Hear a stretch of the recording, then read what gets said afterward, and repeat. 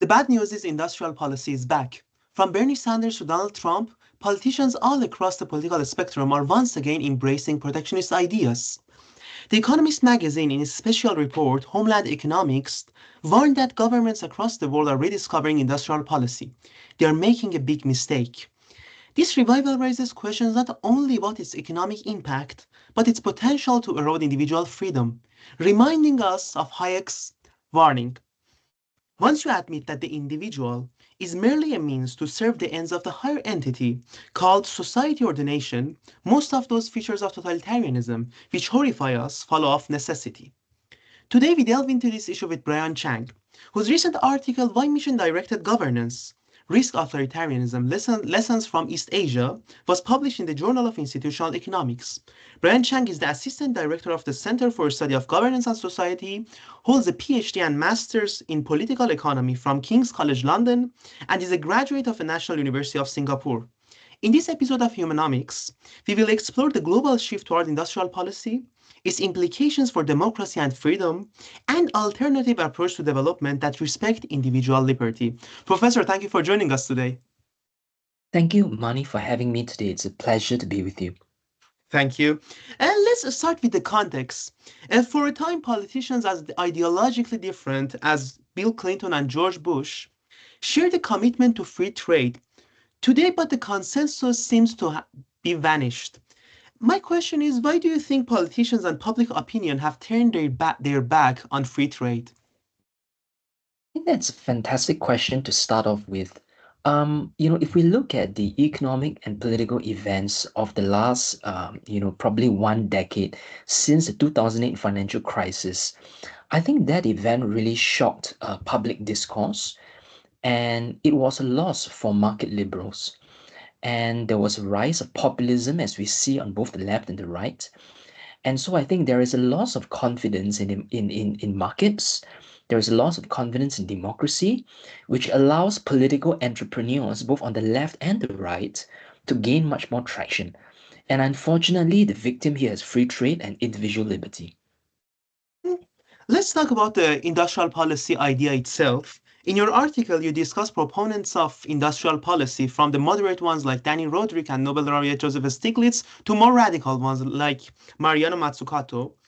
And for our audience that are unfamiliar with the ideas of mission-led governance and industrial policy, would you explain what's their core argument? Sure, I think it's a good place to start because it's important for us to define the key terms, and therefore I will be able to build my argument much more effectively. So, first of all, industrial policy simply means policies that target the transformation of the structure of economic activity in pursuit of some public goal. And this definition does not come from me. This definition comes actually from a paper in which Danny Roderick himself wrote. And so, what does this actually mean? It refers to a set of policies. So the aim here is to target structural transformation. So it means that the economy is seen in terms of structures, right? And the structures comprise of the sectors, the technologies, and the sort of activities which are predominantly in production at any given point in time. So industrial policy seeks to steer or redirect this economic structure of production towards a certain public goal. So these policies can include things like subsidies, that's the most common one. It could include protectionism, but it doesn't have to necessitate protectionism. It can include direct government investment. It can also include the maintenance of state-owned enterprises. So I would say these are the core vehicles of industrial policy. Now, having said that, there are some people who see industrial policy in a much more broad sense. They would include the provision of infrastructure as industrial policy. They would include, intellectual property laws or trade policy as, or even government fiscal spending as industrial policy. I think that's problematic because we can do all these things without necessarily trying to influence the structure of the economy, right? So we must always come back to the core definition, which is structural transformation. That has to be the goal. So that's what we mean by industrial policy. So when the state says, I want to invest in a particular sector, and I want to influence the direction of production to meet a certain goal, let's say climate change, that would be what I call industrial policy. And so here's the thing. My argument in this paper is not against industrial policy in and of itself. That's very important. Okay? It's against the mission directed form of industrial policy as advocated by Mariana Mazzucato. So this is a very important distinction because you can engage in industrial policy in a very modest way. Of course, that brings us to the question of whether modest industrial policy even makes sense. I'm skeptical that it does, but let's put that aside. So you can engage in industrial policy in a very modest sense. For instance, I could just spend a small or modest amount of money to invest in a particular industry and I give it to a particular firm. I mean, governments do this all the time, and such forms of directed spending is ubiquitous, especially amongst mixed economies today. So, so the paper is not necessarily focused on that.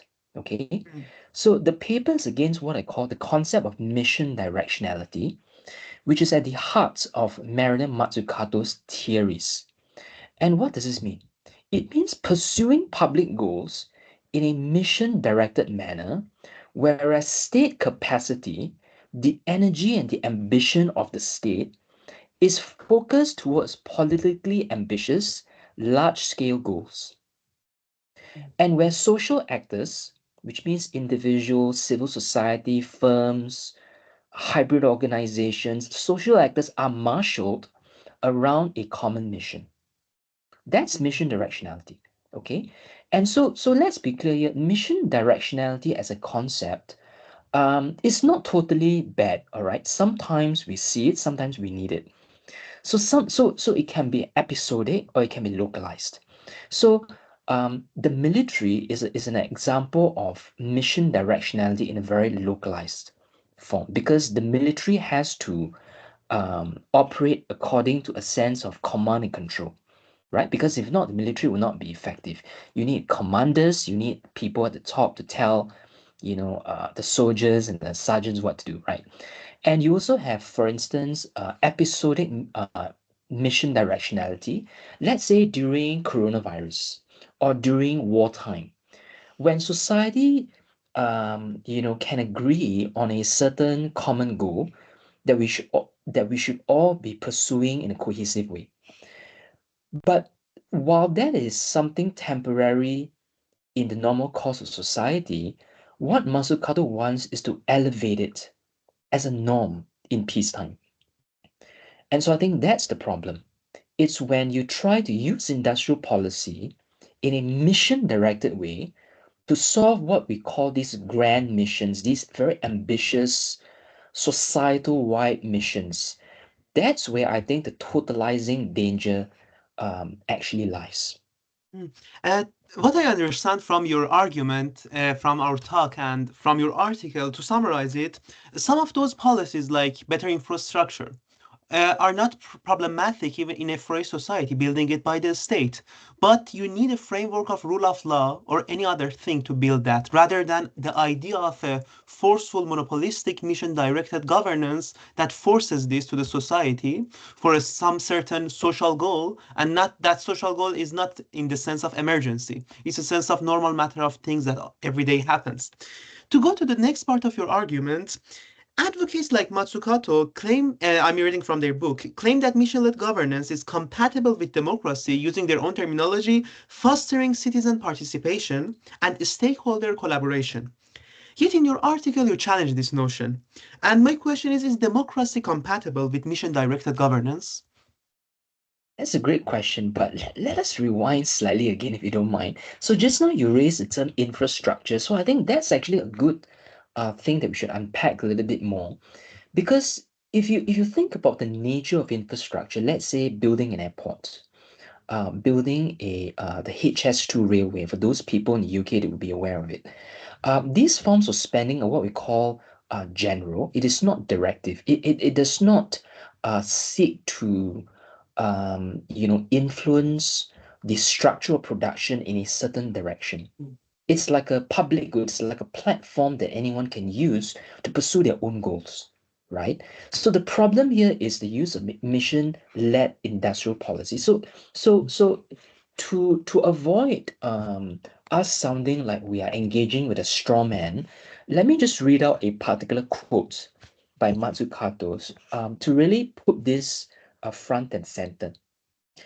She says that there is this need for transformation in society today, and this transformation requires changing the relationship, I quote, between public and private sectors, between them and civil society, so that they all, I repeat, they all work symbiotically for a common goal.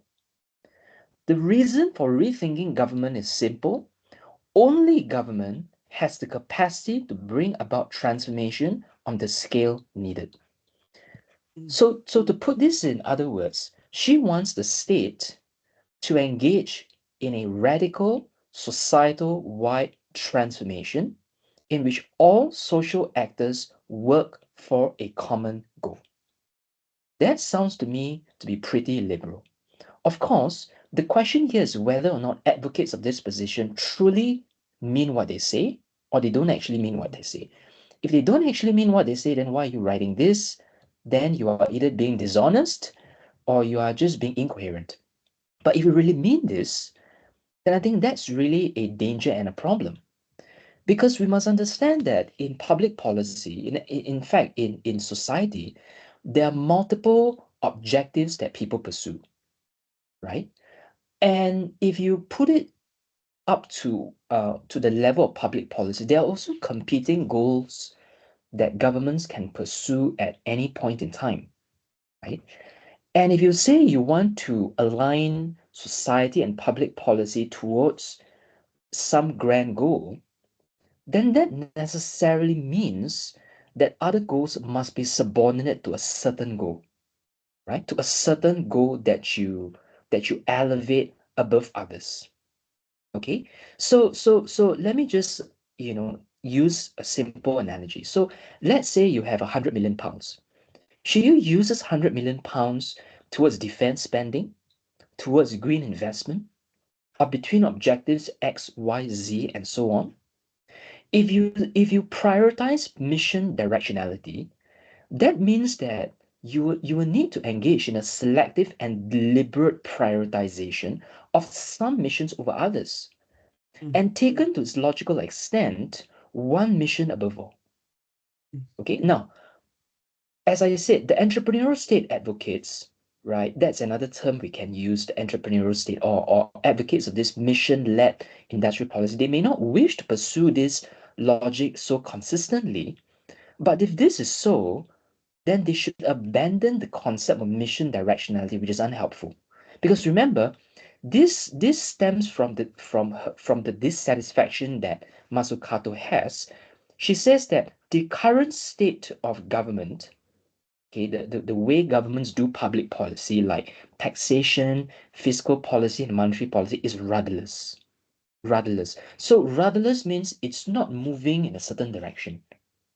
Okay, there is no systematic directionality, I'm quoting her now, towards definancialization or sustainability. So there is no forceful focused direction in a towards a mission.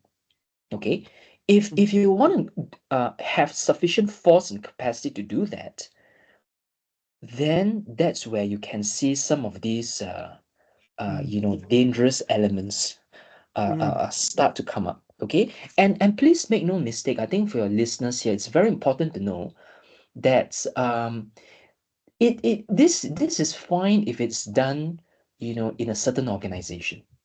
Okay, so there is a difference between organization and society. And organization has a specific goal, and that's totally fine. If you are a company making iPhones, you have a very specific mission and a very specific goal that you're trying to maximize. And you would legitimately use whatever tools that you have at your disposal to align the actions of your workers, your suppliers, your customers, whatsoever, towards that corporate mission. But the problem here is that society is not a corporation or an organization, because society is made up of diverse individuals and diverse sub-organizations with their own goals and their own missions. The problem here is when you want to put the state at the top, at the apex of this social organization. I think that really is obscene from a liberal perspective. Okay. I guess. And once again, I have to say, I'm not making this up. It's very important for us to know that this is what she wants. Okay. And so, if I just provide this very important quote here again, she says that in the usual course of governance, okay, um, private actors are timid pussycats. Okay, they are timid pussycats. So as timid pussycats, right, these private actors, they don't have the boldness and the long-term vision, right? And therefore, because of this, there is no cohesive mission directionality, right? And so the state is like a roaring tiger, like a roaring lion.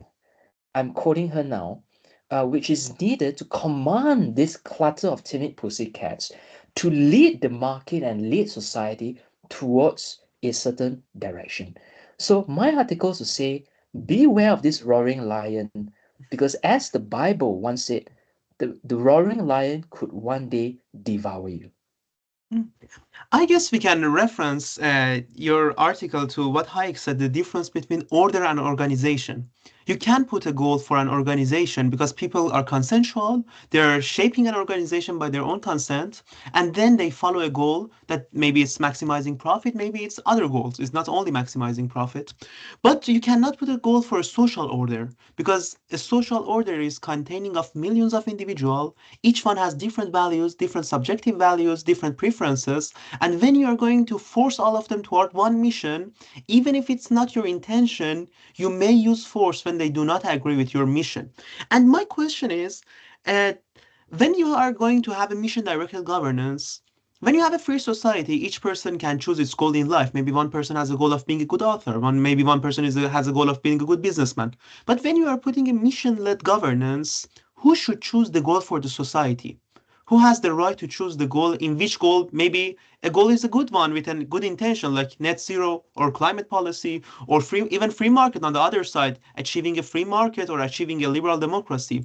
Who should choose the goal in their framework for the whole So that society to achieve? so that's a great question because when we say who should choose the goal, and when we pose this question to advocates of mission-led governance, they would have this very sophisticated, rhetoric that I think obscures, I think masks their true intentions.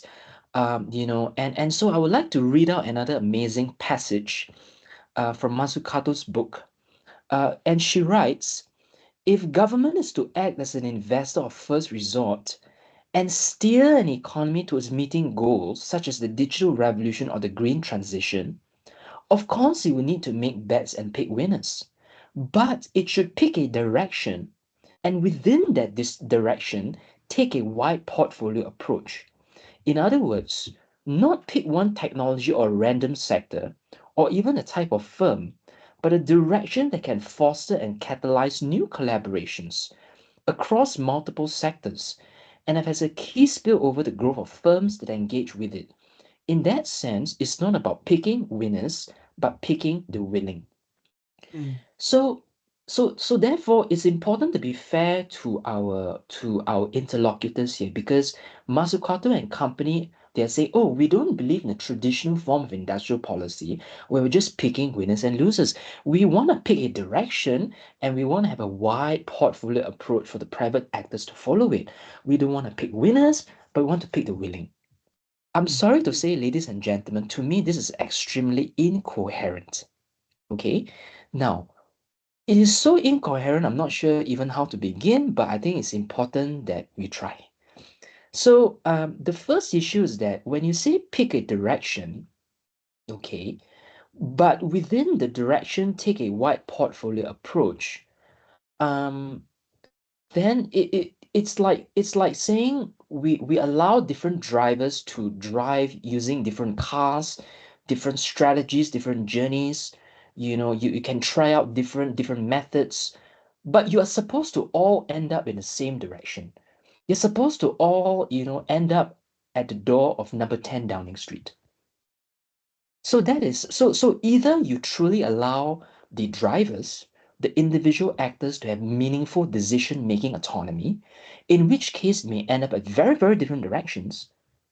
Or if these people start to veer off, you have to then engage in corrective measures to align them towards the direction that you have first picked.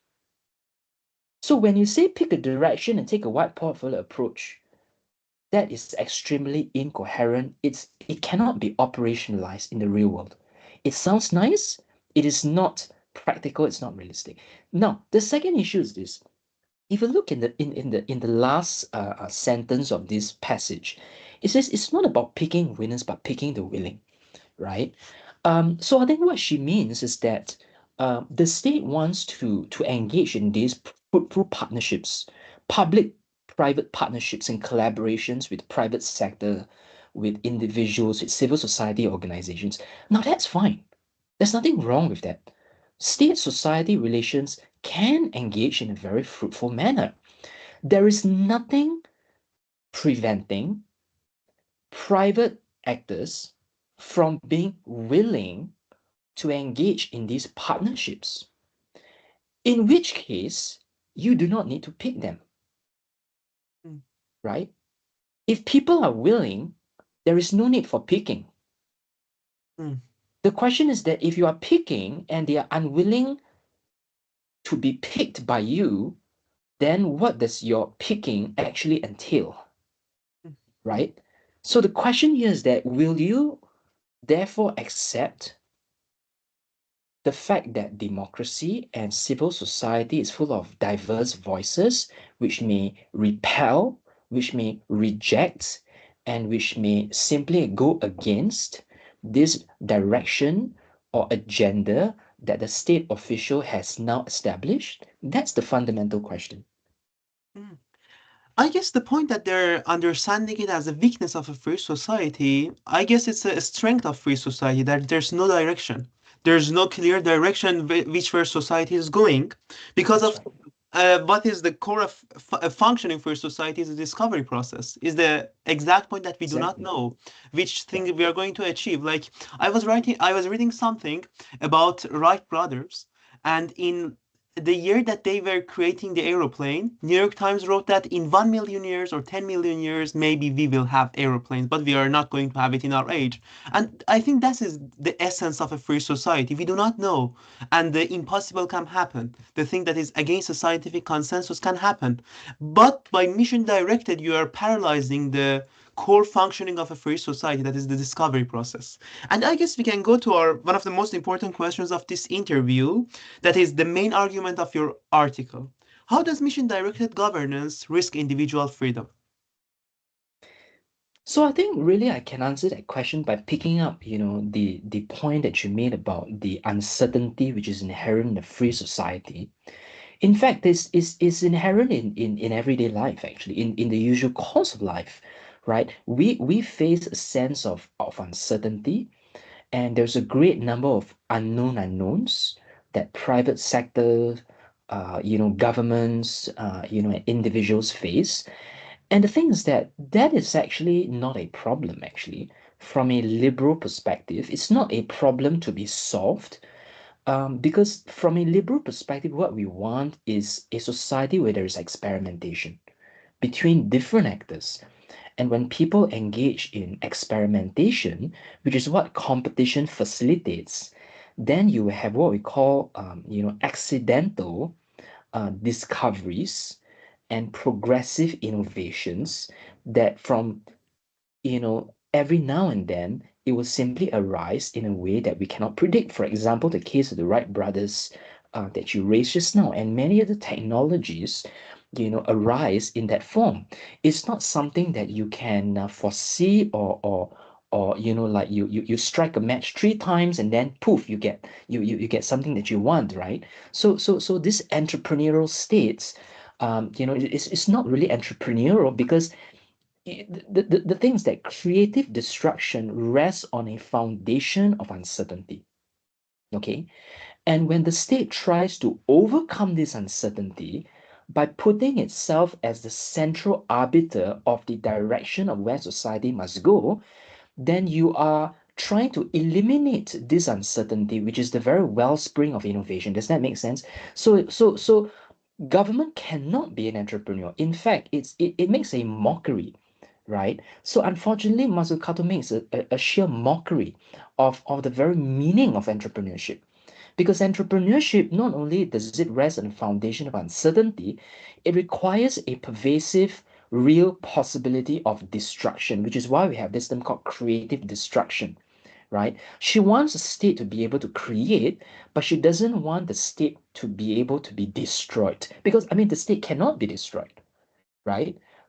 Because the state, is fundamentally a monopolistic organization backed by up by the force of law that does not face any destruction as private sectors do.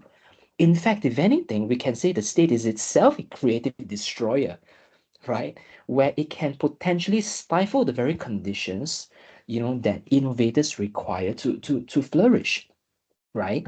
So I think the core problem here is when why this mission led theory is so illiberal is because it seeks to suppress uncertainty, right? And can I just broaden this up?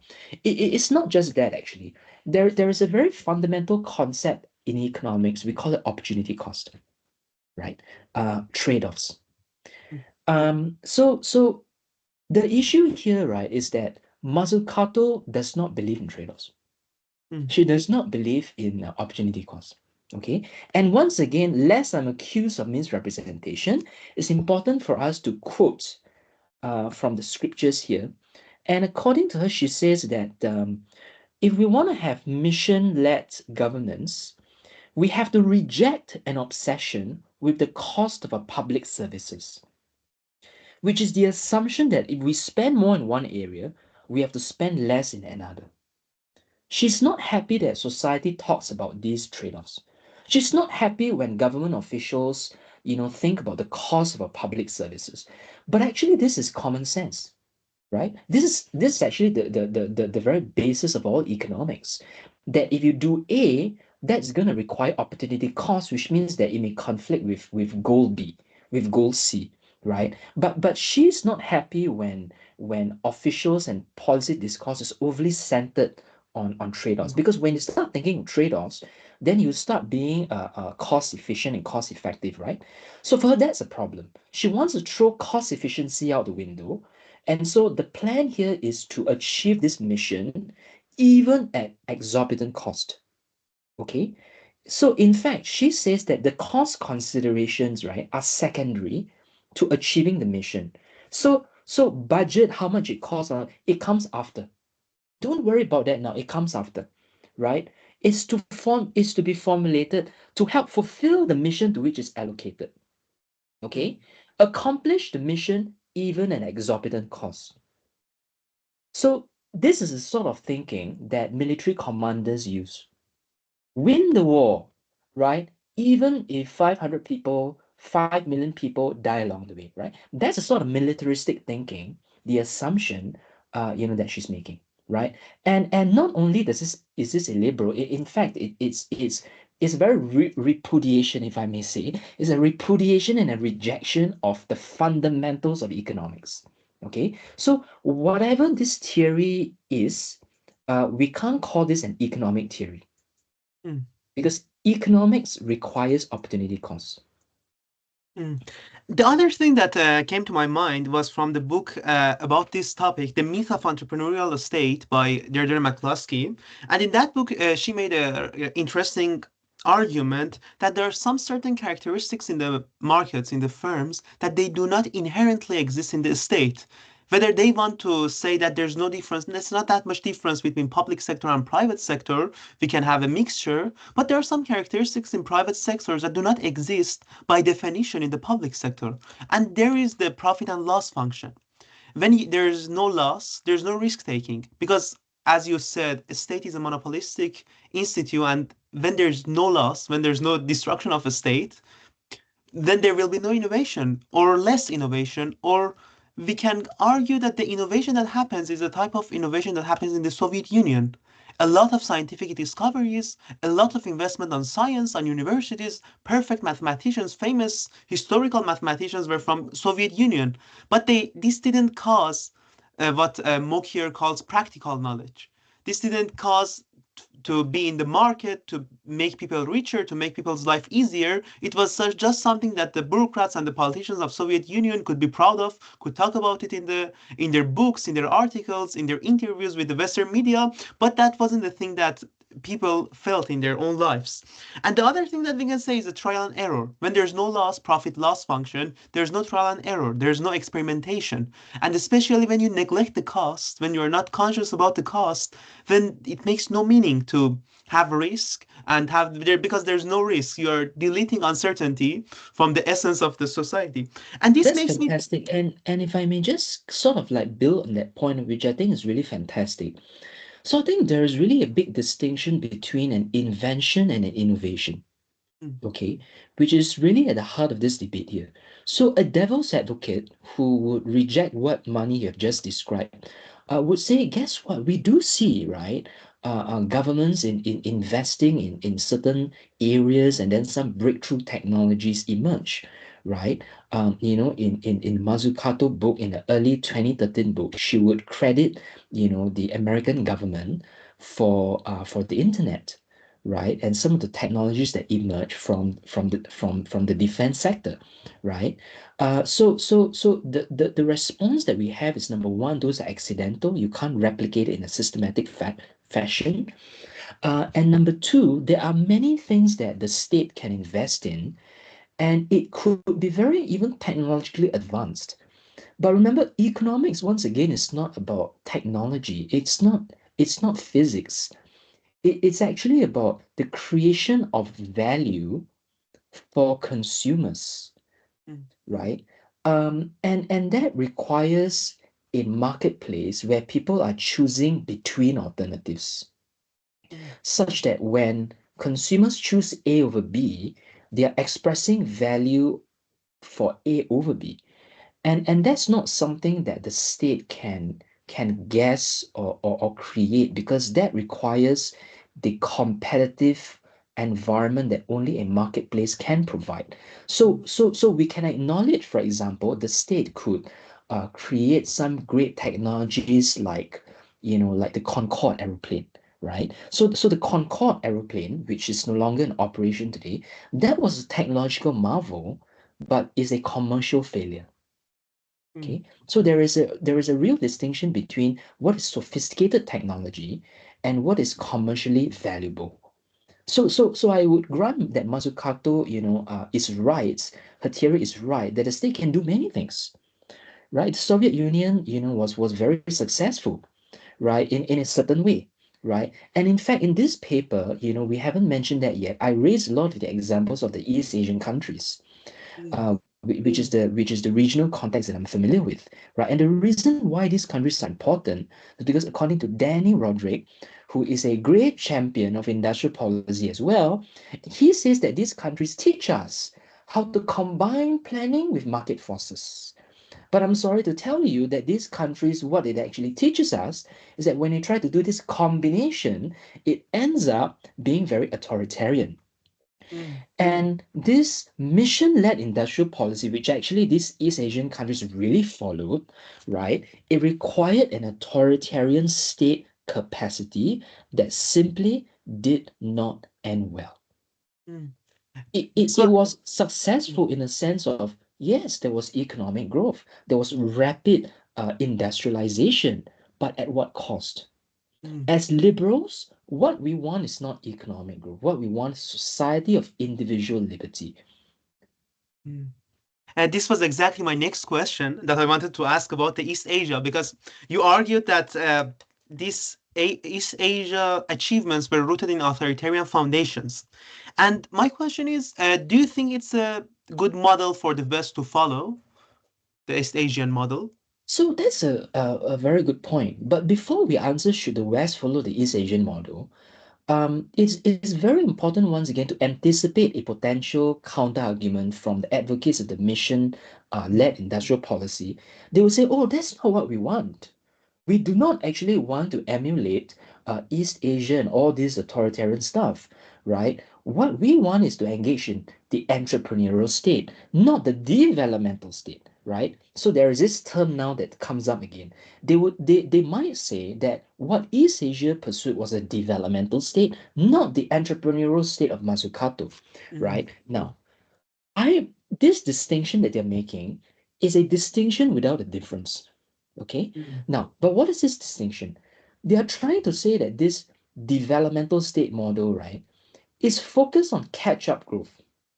mm, Whereas this entrepreneurial state model of Mazzucato or the mission-led industrial policy is not trying to pursue catch-up economic growth, which is what the East Asian states will focus on, but rather, higher order innovation or some other, social mission like climate change. But it is a distinction without a difference because the common ingredient in both is mission directionality. mm, Whether you are using mission directionality to pursue a cohesive mission around catch up growth or around solving climate change across society, it does not really matter in that sense because the key common elements that you're trying to marshal society in a cohesive and directed way in a certain direction. And that is where the seeds of that authoritarianism actually lies. mm, Okay?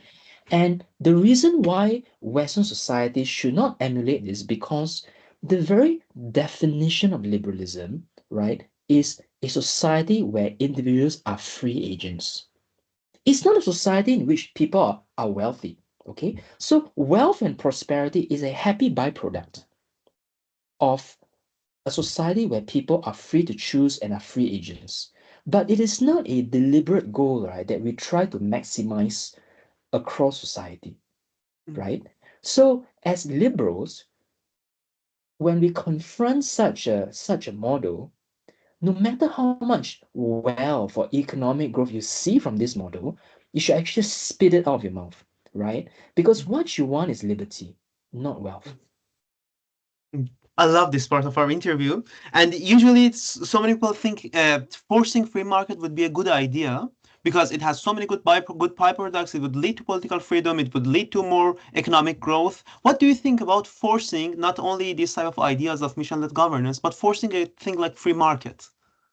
That's a fantastic question because many of these advocates of mission-led, industrial policy, they also fashion themselves as critics of neoliberalism, right? According to them, we live in this new liberal age over the last 20 years in which Washington consensus set of policies are so rampant and foisted and forced on countries. Now, in fact, guess what? I'm inclined to agree with them to a certain extent, where we may trace, right, certain developing nations, right, having Washington consensus forced on them. Okay? Now, obviously, that's not always true because there are many developing countries that themselves want to liberalize. But Mm, it is also true that there are many elites in the development establishment that wanted to force market-based policies. Well, that's illiberal. And mm, that's not what a liberal like Hayek would envision or accept, right? Because the very idea of a liberal form of development from a Hayekian perspective is where you have um, bottom-up social processes that emerge, and you have macro institutions and phenomena which are the unintended byproducts of individual action. And this may not always result in an embrace of market policies. Okay, mm, so if you try to force free market policies from the top, even that is not always something that liberals should accept and adhere to. mm. If I want to summarize your point, I would guess it would be something like this.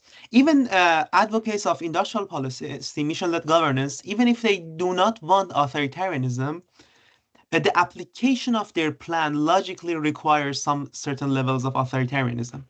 And with this, I'm going to the next part of my question is about state failure. Yeah. Usually, the advocates of mission-led governance, as you mentioned, Mazzucato, they use and Hajun Chang, they usually always use the term of market failure. And in Keynesian terminology, the animal spirits, in Mazzucato terminology, we can call the pussycats that the small firms are. They're always subject to animal spirits, to rationality and illogical decisions. But is there enough attention paid in their literature to state failure, the other side of the argument? So that's a very good point. Indeed, I think critics of neoliberalism, which include Mazzucato, need to definitely pay more attention to state failure because what we need to have is a comparative analysis. Mm, There are many people who condemn markets for failing to achieve this state of nirvana, I call it, where there's perfect competition and perfect information and everything is great and we are sipping tea, and there's no problems, but then they compare this right to an idealized political process, right? Which also has its own failures and has its own problems, right? So we need to have what we call a comparative analysis and a symmetrical a form of comparison, right? There are lots of market imperfections, but also lots of government imperfections. Okay, mm, the state has done some good. The state can create good things and has invested in some technologies that turn out to be successful. But there are also many, many examples in which the state also has failed, right? But please beware. My argument here, right, is not a numbers counting game. Okay, I'm mm, not trying to say that, hey, guess what? The state has failed more than the market. Therefore, we should accept markets, mm, right? Um, that's not the point.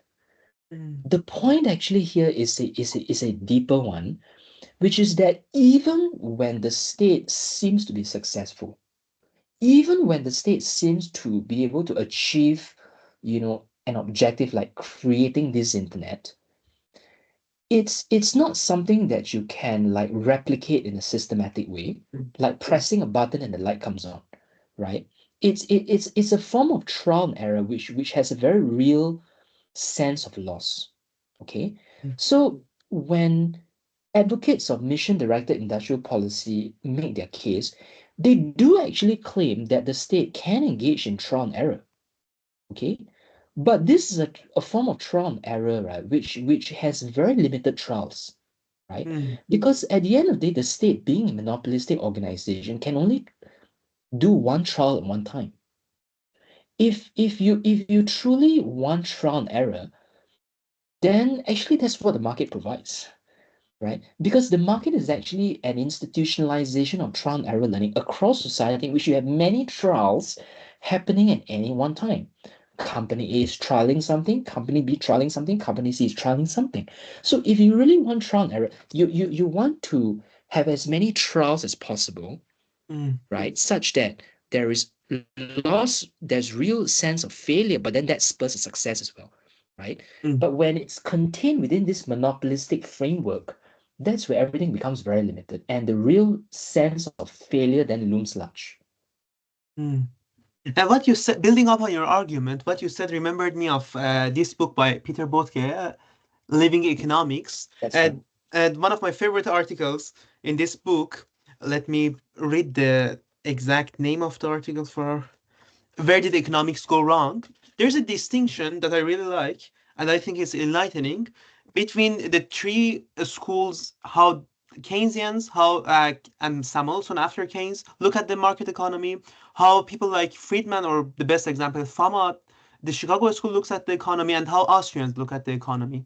Uh, when they all look at the economy as a state of equilibrium, Chicago school would, maybe they say, we defend market because of the perfect competition, because no monopoly exists, because of the idea of full information, because of the idea of equilibrium, and this becomes the unrealistic defense of market. And then comes the other side of the argument, that they say because the market cannot achieve this type of assumptions of preferred competition, we need a state intervention to make us achieve this state of equilibrium or anything else.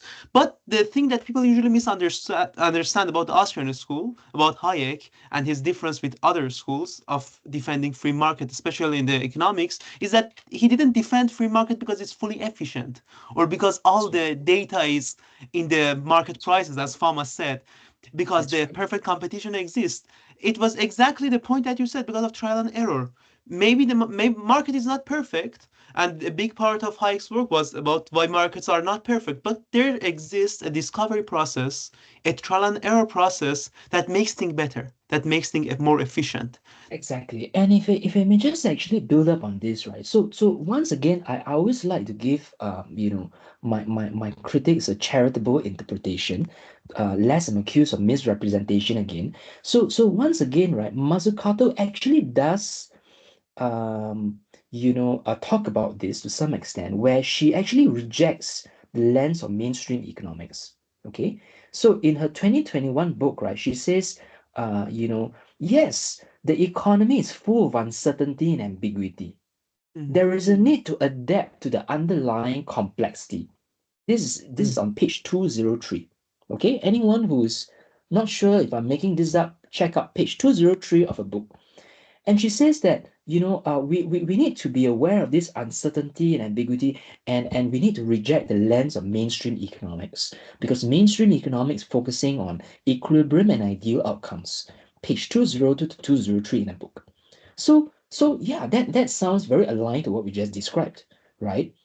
But then the thing is that she then does not take this premise seriously and does not follow it as logical conclusions. Because if this mm, position is truly accepted, right, and we are all operating in this environment of uncertainty and complexity, then the state is no different from any other actor, because the state is mm, itself embedded within this same environment of radical uncertainty as private actors, right? You can't say, oh, okay, right, these private actors are in uncertainty, but the state is somehow above it, mm, right? And we say the state is somehow above it, which means that the state therefore must occupy some sort of a overarching leadership position, in which case you then strive for this authoritarian mm. position Oh, from which you are trying to lead the market. mm. You I see? So either you accept your premise, and then you have to then acknowledge that you are authoritarian. Or if you don't want to go in that direction, then you have to even reject the very premise. You see what I mean? So the whole edifice of this entire theory is so incoherent and inconsistent, right? Mm, And we just want to push this a little bit more on this incoherence. Um, so going back to the issue of democracy and discussion, right? Mazzucato, actually, to be fair, does actually make the point that open societies are full of dissension. She says there's full of dissension and feedback, and so we need to give free play to this scope of democratic contestation. So she does explicitly make this term. But if that's the case, then why do we need mission directionality, right? mm, So you can't have your cake and eat it at the same time. Because if you tell me you want to let people discuss, debate, and like engage in like democratic contestation, then there is no directionality. But if you are going to put a mission before society engages in all these democratic contestation and voting elections, then your democracy is simply a rubber stamp, right, of what the mission is, which is already being pre-chosen, right? So you can't have your cake and eat it at the same time. You have to mm. reject one or the other. I guess the case about uncertainty is so many people understand that uncertainty exists, risk exists, as you read from a Mazzucato book from 2021, if I'm not wrong, but they don't embrace uncertainty. Like, because I think there's a psychological reason that accepting that there's unknown unknowns or the things that we will never know, like the price of certain stock tomorrow, there are some things that we can never know, and that's okay. We cannot have a state to plan everything because the cost of that is so much higher than the uncertainty itself. And there's a great book I would suggest our audiences to read is the book Fluke, Uh, this is the exactly application of the uncertainty in how we live, about our happiness. And I think there's a great lesson about that book, that there are some things that we cannot know, and that's the beautiful thing about life. If we know everything, if everything was planned, if everything was planned by the state, then the life would be meaningless. Like Soviet Union, where you can work, where you cannot work, where should you, which books you can read, where you can go to university, which house you should go. There's no uncertainty there. There's exactly certainty. Even a little risk may be in there, but uncertainty is vanished. But it's not the type of society that the person wants. And with this background, I would like to go and ask you my last question. It's about your book with Tom G. Palmer. It's one of my Yes. favorites. Institutions and Economic Development, Market, Ideas, and Bottom-up Change. In this book, you explore alternative paths to economic growth. And my last question is, can we achieve development while preserving individual freedom without relying on authoritarian leaders? The answer is that yes, it depends. Mm, Okay, it depends on the form of development that we pursue. mm, The unfortunate fact is that most of the theories of development typically have one corporate mission at its heart, which they wish to maximize and pursue. mm, That is usually GDP, productivity, human capital, or in some cases, like Amartya Sen, capabilities. But the point I'm trying to make is that for development to truly be consistent with the norms of liberalism, there should not be one corporate goal at its heart, which means that development has to be fundamentally a dispersed process mm, in which people on the ground define what development is to them. And they therefore pursue it on their own terms. Does that make sense? So this means, right, that you could have a case where some societies or groups of people choose to reject mainstream society. They might choose to reject modern industrial living in the cities. They may choose to hold on to their traditions, to live in a forest in an isolated commune, and that's totally fine. There is no linear path of development that we must all follow, right? So, and this really reminds me of Joel Mokir's book, Culture of Growth, in which he has one chapter on the importance of cultural entrepreneurs. I think liberal development requires cultural entrepreneurs who are agents, individuals, and communities or organizations who spread ideas in an attempt to change mindsets in society. So, mm, if people in Iran, for example, or in developing countries want to have a free society, then this is not something that you can sort of like engineer in any coherence. And it has to rely on the work of cultural entrepreneurs, people like you who are spreading ideas so that you have a critical mass where society then changes course. And from that point, you hope to see the fruits of it. But this is a very, as I said, a very uncertain task, a very uncertain process, which you cannot define or direct from the top, right? But what is for sure is that this requires the diverse but very important efforts of free agents, people who can make decisions under uncertainty.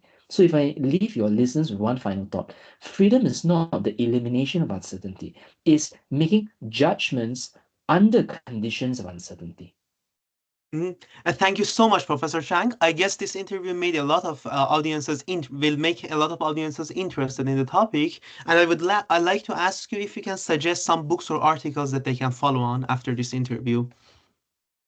Certainly, it really depends on what your listeners are interested in. If they're interested in political economy, to talk about the importance of that comparative analysis that we talked about just now, I strongly suggest Robust Political Economy, The Future of Public Policy in Classical Liberalism by Mark Pennington. If they're more interested in liberal theory or philosophy, I would encourage them to read the two books by philosopher Jared Gauss, The Tyranny of Ideal, The Tyranny of the Ideal, and Open Society Mm. and its Complexities. Those are the two books that Gauss, the late Jared Gauss, wrote in the last few years, which I strongly recommend. Professor Chang, thank you for joining us today. It was a really pleasant experience for me. Thank you. Thank you very much.